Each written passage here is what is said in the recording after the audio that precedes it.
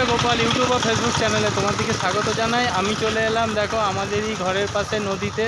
তো সেখানে অলরেডি জল এসে গেছে। আরামবাগের যে নদী, সেই নদীটাই এখানটা দিয়ে আসছে আমাদের। তো অনেকটা প্লাবিত হয়ে গেছে দেখো, প্লাস এই দিকটাও ঘরের সামনে জল ঢুকে গেছে। তো আরও জল বাড়ছে।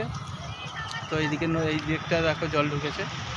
তো যাই হোক, জল অতিরিক্ত বাড়ছে। যাদের বন্যার মানে নদীর দিকে বাড়ি, তার দিকে অতি সাবধান করা হচ্ছে যে তোমরা অতিরিক্ত এখান থেকে ঘর বাড়ি সব ছেড়ে একটু যেখানে বাঁধের দিকে আছে সেখানে সবাই চলে। তো দেখো বন্ধুরা, নদীর জল অতিরিক্ত বেড়ে গেছে। তো চারিদিকে প্রচুর জল।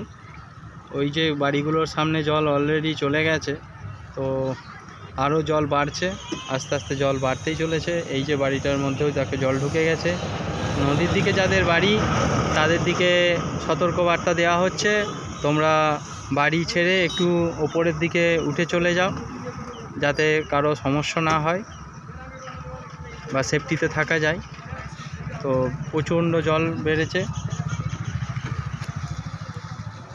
তো এই ব্রিজে আমাদের এই নদীতে কখনো খুব জল আসে না, কারণ অল্পই জল আসে।